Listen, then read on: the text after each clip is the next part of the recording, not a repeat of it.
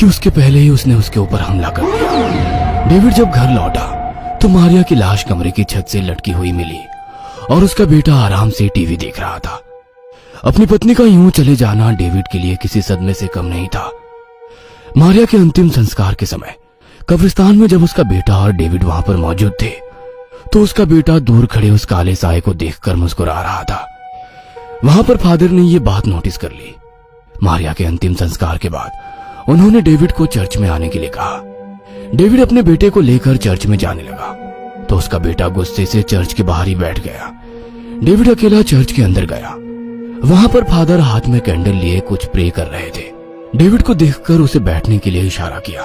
Prayer के बाद उन्होंने डेविड के गले में एक क्रॉस डाला और कहा, my child, God bless you.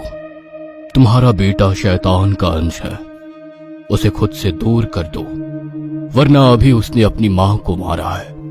अब अगली बारी तुम्हारी होगी। फादर, आप ये क्या कह रहे हैं? मेरा बेटा और शैतान का अंश, हाउ इज इट पॉसिबल? मैंने पहले मारिया को भी आगाह किया था।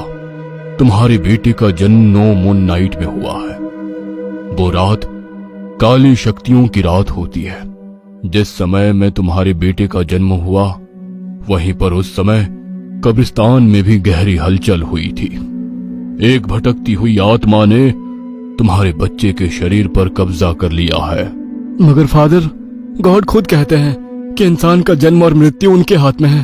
फिर उन्होंने मेरे बच्चे के जन्म के लिए ऐसा समय क्यों चुना जो समय शैतान का था? क्या गलती थी हमारी? ये सब कुछ पहले से तय था। मैंने बहुत कोशिश की कि मारिया को उसकी मुक्ति का साधन बनाऊं, मगर शायद मारिया की मृत्यु उसी के हाथों लिखी थी, इसलिए मैं कुछ नहीं कर पाया।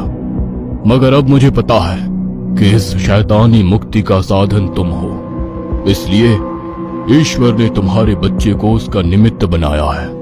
मगर अब मुझे क्या करना होगा? कुछ नहीं, अब मैं जैसा जैसा कहता हूं वैसे वैसे करते जाओ। कहते हुए फादर ने कुछ सामान उसे दे दिया। ये हॉली वाटर है, इसे अपने घर के चारों तरफ डाल देना ताकि वो शैतान तुम्हारे घर में प्रवेश ना कर सके। और जब तक अगली 9 मून नाइट ना आए अपने बच्चे को लेकर घर के बाहर मत निकलना। फादर के कहे अनुसार डेविड ने अपने घर के चारों तरफ हॉली वाटर छिड़क दिया और अपने बेटे के साथ घर में प्रवेश करने लगा। बेटा घर में प्रवेश ही नहीं कर रहा था, मगर डेविड ने जबरन उसका हाथ पकड़कर उसे घर के अंदर दाखिल किया। जैसे ही उसने वो सुरक्षा रेखा पार की, एक काला साया उसके शरीर से निकलकर बाहर रह गया। डेविड अपने बच्चे के साथ घर के अंदर बहुत खुश था। अगली 9 मून नाइट पर फादर अपने कुछ अनुयायियों के साथ उसके घर पहुंचे। उन्होंने डेविड के बेटे के गले में एक क्रॉस पहनाया और हॉली वाटर उसके ऊपर स्प्रिंकल किया। आधी रात के वक्त घर के बाहर निकलकर उन्होंने जमीन पर कुछ आकृति बनाई और हाथ में क्रॉस लेकर प्रेयर करने लगे। वह काला साया वहीं खींचा चला आया। मुझे जाने दो, वरना मैं इस लड़के को मार दूंगा। तो उसे मारना तो दूर की बात है, अब तो उसके शरीर में प्रवेश भी नहीं कर सकता। कहकर उन्होंने मंत्रोच्चार करते हुए हॉली वाटर उस साए पर डाल दिया। साया दर्द से कराह उठा। फादर लगातार मंत्रोच्चार कर रहे थे। उन्होंने आगे बढ़कर क्रॉस उसके गले में डाल दिया।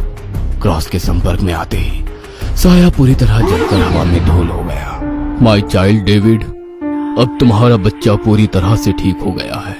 God bless you both. David और उसका बेटा खुशी खुशी रहने लगे, मगर उनकी जिंदगी में मारिया की कमी हमेशा रहेगी।